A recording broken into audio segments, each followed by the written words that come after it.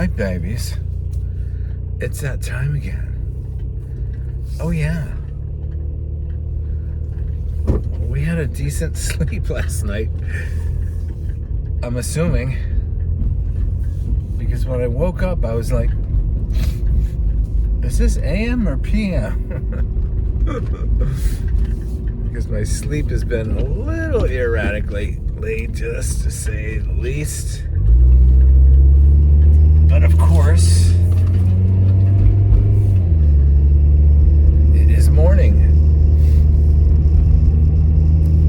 Had a great talk with my brother, which was awesome.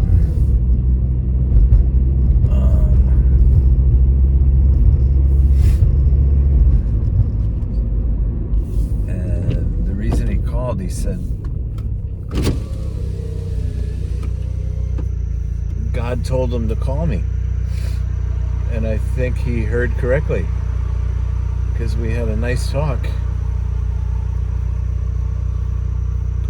And we don't talk very often, so the fact that it was good was a welcome change.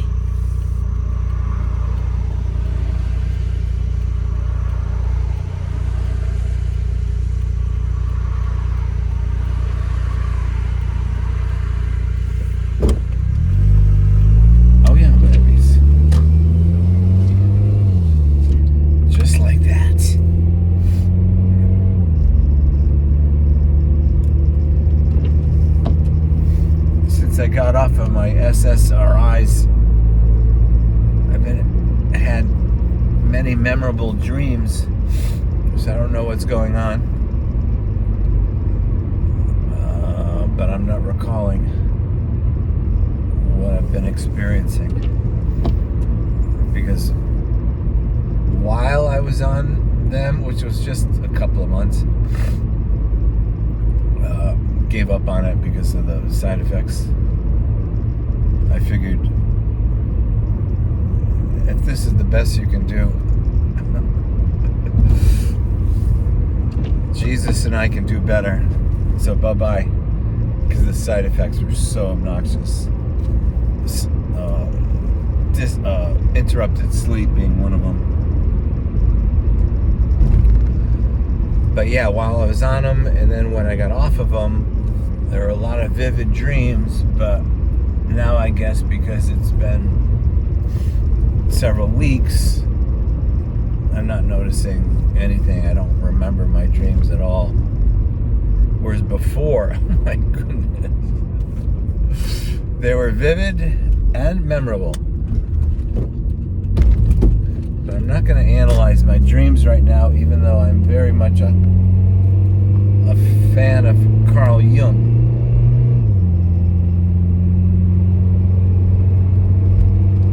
And I probably should talk about Carl, because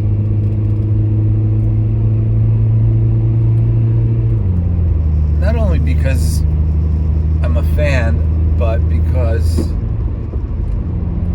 as a Christian, he doesn't really get enough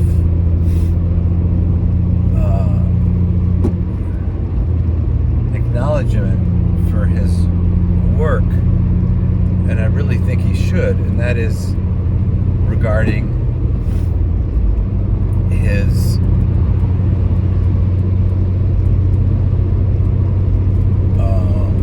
moving beyond Freud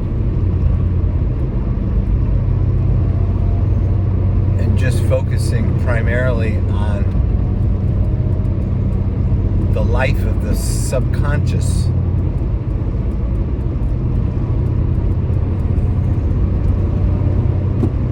More specifically in the area of discovering who we are by observing our shadow nature. And we just don't get enough of that kind of teaching in Christianity. Yes, you get it in progressive groups, but absolutely never valued in literalist, fundamentalist groups. So case you're not aware, I'm going to give the next 5 minutes a little Jungian flavor. Now, shadow, a lot of people look at it as negative, but it's really not. It's just about what is repressed for a number of reasons. So that the world doesn't necessarily know about all of our shadow natures, hence being given the term shadow. But I want to bring it out into the open. In fact, if you recall, some scriptures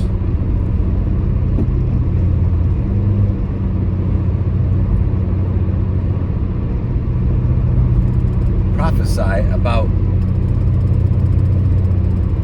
as things develop and we move into the final stages of our existence, that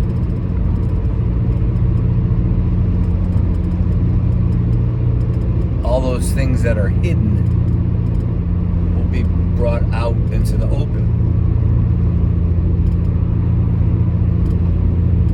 So for me, that means, yes, those areas that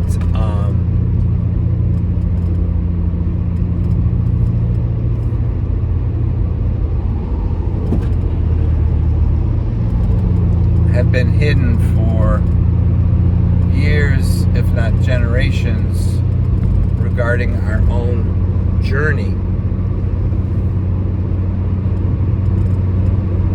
But it also relates to that internal life where we struggle to allow Christ to be holy in us.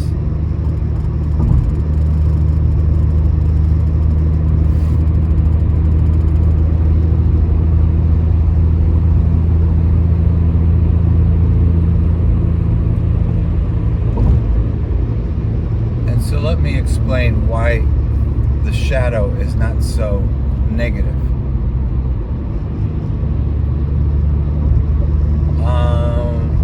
Because I work with emotionally challenged kids, mostly girls, mostly depressed, frequently suicidal, I observe their behaviors in every situation.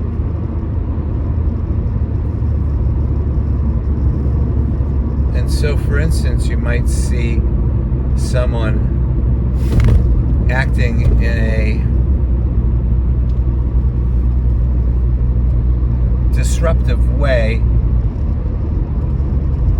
that is bringing attention to them and where they're at. Not necessarily because they really want that, but because it's a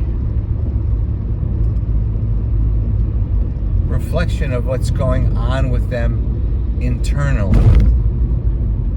And I think in those cases we can usually say that's the shadow self being made known. And so there's nothing negative there. It's just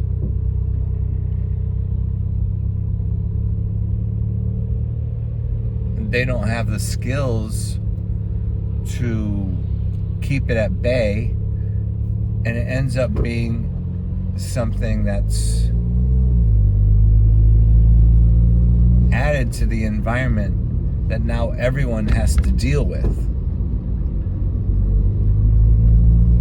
So instead of looking at that as a negative, I look at that as a positive, because now we have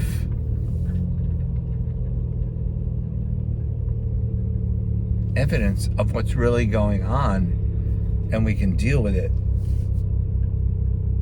without any interruption. Oh yeah, baby.